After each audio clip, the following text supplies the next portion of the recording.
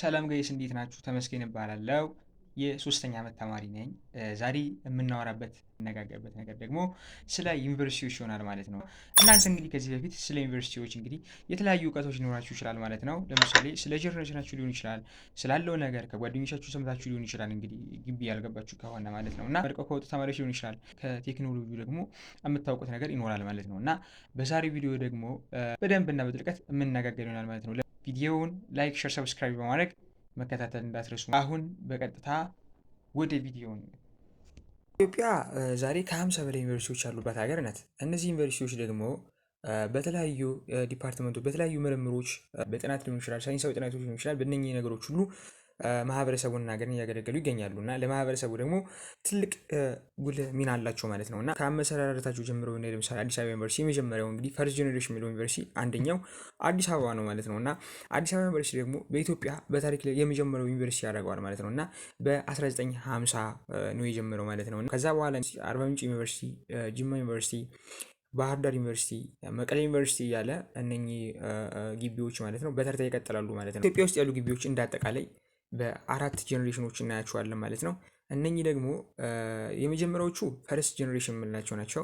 ቀጣይ ደግሞ ሰከንድ ጀኔሬሽን፣ ሰርድ ጀኔሬሽን እና አዲሶቹ ደግሞ ፎርዝ ጀኔሬሽን። እነኚህ ውስጥ ለምሳሌ በፈርስት ጀኔሬሽኖች አሉ ግቢዎች ምን ምን ናቸው? ፈርስት ጀኔሬሽኖች ደግሞ ከሰከንድ ጀኔሬሽን በምን ይለያሉ? ሰከንዶችስ ከሰርድ ደግሞ በምን ተለይተው ነው ጀኔሬሽን የተሰጣቸው የሚለውን ደግሞ አንድ በአንድ ምን ይሆናል ማለት ነው። እንግዲህ የመጀመሪያውን ስናየው ፈርስት ጀኔሬሽን ላይ ያሉት አዲስ አበባ ዩኒቨርሲቲ፣ ጅማ ዩኒቨርሲቲ፣ አርባ ምንጭ፣ ባህር ዳር፣ ሀረሪ እና ጎንደር ዩኒቨርሲቲዎች ናቸው። እነኚህ ዩኒቨርሲቲዎች በሚሰጡት ዲፓርትመንት አንጻር በአመሰራረታቸው እንግዲህ ባላቸው አቅም ፈርስት ጀኔሬሽን ላይ የተቀመጡ ዩኒቨርሲቲዎች ናቸው ማለት ነው እና እነኚህ እንግዲህ ከሰከንዱ የሚለዩት ምንድን ነው?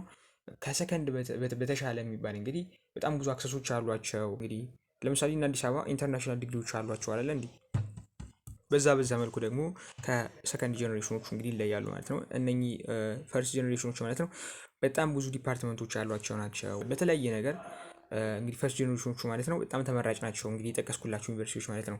ሰከንድ ጀኔሬሽን የምንላቸው ደግሞ እንግዲህ ከፈርስት ጀኔሬሽኖቹ እንግዲህ አመሰረታቸውም ቆየት ብሎ የተመሰረቱ ናቸው እነኚህ ማለት ነው። ማለት እነኛ ከተመሰረቱ በኋላ ከጊዜ ቆይታ በኋላ እነኚህ ደግሞ የሚቀጥለውን ቦታ የሚይዙ ሰከንድ ጀኔሬሽኖች ደግሞ ቆይተው የመጡ ናቸው ማለት ነው። ከነኚህ ውስጥ ደግሞ ለምሳሌ እንደ ደብረ ብርሃን፣ እንደ ደሴ፣ እንደ ደብረ ታቦር የምንላቸው ግቢዎች ደግሞ እነኚህ ሰከንድ ጀኔሬሽኖች ናቸው ማለት ነው እና እነኚህም ደግሞ እንግዲህ ከሰርዶች ደግሞ የተሻለ አክሰስ ያላቸው ናቸው ማለት ነው እና በዲፓርትመንትም በሌሎች ማለት ነው።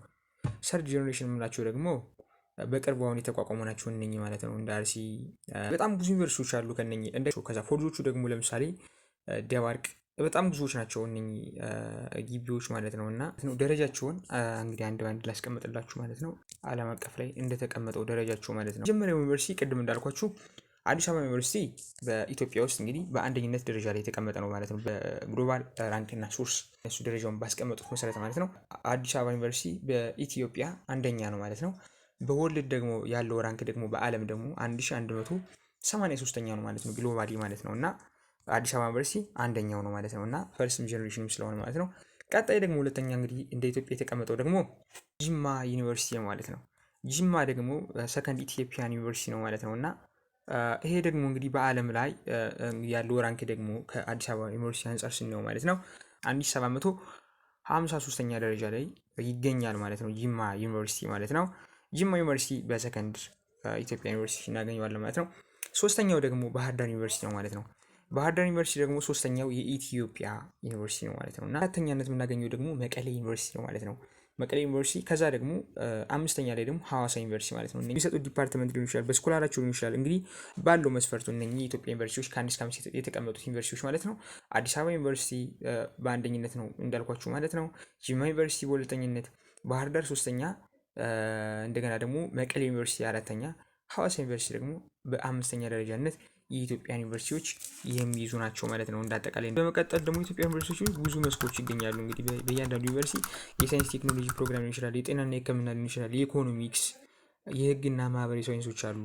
እንግዲህ የእንግሊዝኛ፣ የኮምፒውተር፣ የአርኪቴክቸሮች መስኮች እንግዲህ በኢንጂነሪንግ ዘርፍ ማለት ነው። ዩኒቨርሲቲዎች ደግሞ የሚሰጧቸው ዲግሪ ሊሆን ይችላል፣ ማስተር ዲግሪ ያሉትን ነገር ፒኤችዲዎችን ሁሉ በመልኩ ነው የሚሰጡት። ኢትዮጵያ ውስጥ አብዛኛውን ጊዜ የሚሰጡ የትኛው ነው የሚለውን ስናይ ደግሞ በኢትዮጵያ እንግዲህ እንደ አብዛኛው ዩኒቨርሲቲ ሙሉ ለሙሉ በሚባል ደረጃ ማለት ነው አብዛኛዎቹ የባችለር ዲግሪዎችን ነው የሚያቀርቡት ማለት ነው። እና ከባችለር ዲግሪ ውጭ ማለት ባችለር ዲግሪ የሚለው የምንለው ማለት ነው ይሄ ኖርማል ሁላችንም ገብተን 4 ዓመት ሊሆን ይችላል፣ 5 ዓመት ሊሆን ይችላል። እንግዲህ እስከ 7 ዓመት ሜዲሲን ከሆነ ኢንጂነሪንግ 5 ዓመት፣ ሌሎች አይቲ አይኤስ የሚባሉት ደግሞ በ4 ዓመት የምናገኛቸው እነዚህ ባችለር ዲግሪዎች ሁላችን አብዛኞቹ ተማሪዎች ማለት ነው ይዟቸው የሚወጡት ዲግሪዎች ናቸው ማለት ነው።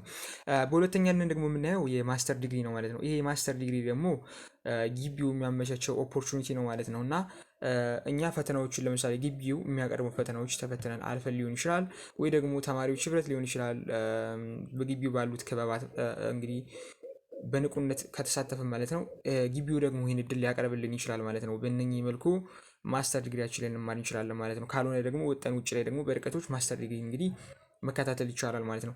ሶስተኛው ደግሞ ዶክተሬት ዲግሪ ኦር ሶስተኛ ዲግሪ ልንለው እንችላለን። ይሄ ደግሞ ማለት ነው እንግዲህ ማስተር ሁለተኛ ዲግሪ ነው። ዶክተሬት ኦር ፒኤችዲ የምንለው ደግሞ ሶስተኛ ዲግሪ ነው ማለት ነው። እና ቅድም እንዳልኳችሁ ስለ ማስተር ዲግሪ ያልነገርኳችሁ ምንድን ነው ማስተር ዲግሪዎች እንግዲህ 2 ዓመት ነው የሚወስዱት። ከማስተር ዲግሪ በኋላ የሚመጣ ነው ፒኤችዲ የምንለው ደግሞ ሶስተኛ ዲግሪ ማለት ነው። እነኝን በሆነ ነገር ላይ ጥናት አድርገው አብዛኛዎቹ ከውጭ ዩኒቨርሲቲዎች ናቸው እነኝን እድሎች ማለት ነው እንግዲህ ዶክትሬታቸውን ሪሰርች ሰርተውት የሚመልሱ ማለት ነው ውጭ ላይ ነው ማለት ነው። እና የኢትዮጵያ እንደ አቨሬጅ የሚሰጠው ባችለር ዲግሪ ነው ማለት ነው። እና በኢትዮጵያ ዩኒቨርሲቲ የሚሰጡ ዲፓርትመንቶች እነኝን ደግሞ በኢትዮጵያ ዩኒቨርሲቲዎች የሚሰጡ ዲፓርትመንቶች ማለት ነው። ለምሳሌ እንደ አዲስ አበባ ዩኒቨርሲቲ ብናይ ማለት ነው ኮሌጅ ኦፍ ቢዝነስ አለ፣ ኢኮኖሚክስ አለ፣ ኮሌጅ ኦፍ ሄልት ሳይንስ እነዚህ ጤና የምንላቸው ማለት ነው አሉ፣ ኮሌጅ ኦፍ ቴክኖሎጂዎች አሉ፣ ኤንድ ደግሞ ቢውልት ኢንቫይሮንመንቶች አሉ ማለት ነው። ኮሌጅ ኦፍ ቴክኖሎጂ ከምንለው ኢንጂነሪንግ ሊሆን ይችላል። እነኚህ ሌሎች ኮምፒውተር ሳይንስ፣ ሶፍትዌር ኢንጂነር ናቸው። እነኚህ ሁሉ በኮሌጅ ኦፍ ቴክኖሎጂ የሚጠቃልሉ ናቸው። ቢዝነስ እና ኢኮኖሚክስ የምንላቸው ሌሎቹ ደግሞ በሶሻሉ ሊሆን ይችላል እዛው አብረው ተጠቃልለው የሚቀመጡ ነገሮች ናቸው ማለት ነው። በቀጣይ ደግሞ የጂማ ዩኒቨርሲቲዎች ስናይ ደግሞ አዲስ አበባ ላይ ቀጣይ ጂማን ስናይ ደግሞ ፋኩልቲ ኦፍ ሲቪል ኤንድ ኢንቫይሮንመንት ኢንጂነሪንግ የሚለውን ይሰጣል። በመጀመሪያ ኤሌክትሪካል ኤንድ ኮምፒውተር ኢንጂነሪንግ ይሰጣል። ስኩል ኦፍ ባዮሜዲካል ኢንጂነር የምላቸው እነኝን አብዛኛውን ጊዜ ጂማ ዩኒቨርሲቲ የሚታወቀው በኢንጂነሪንግ ዲፓርትመንቶች ነው ማለት ነው። እና በኢንጂነሪንግ እና ቴክኖሎጂ በምንላቸው ነው ማለት ነው እንግዲህ የሚታወቀው እነኝን ይሰጣል ማለት ነው። ጎንደርን ደግሞ ስናይ ዩኒቨርሲቲ ጎንደር ለምሳሌ ደግሞ ስኩል ኦፍ ሶሲዮሎጂ የምንለውን ሶሻል ወርክስ ዲፓርትመንት ኦፍ ጂኦግራፊ ኤንድ ኤንቫይሮንመንታል ስተዲ በሚሉት በእነኚህ ነው እንግዲህ ጎንደር ደግሞ የሚታወቀው እነኚህን ደግሞ በዋናነት ይሰጣል ማለት ነው። የዛሬው ይህንን ይመስል ነበር። በሌላ ቪዲዮ እስከምንገናኝ ባይ ባይ።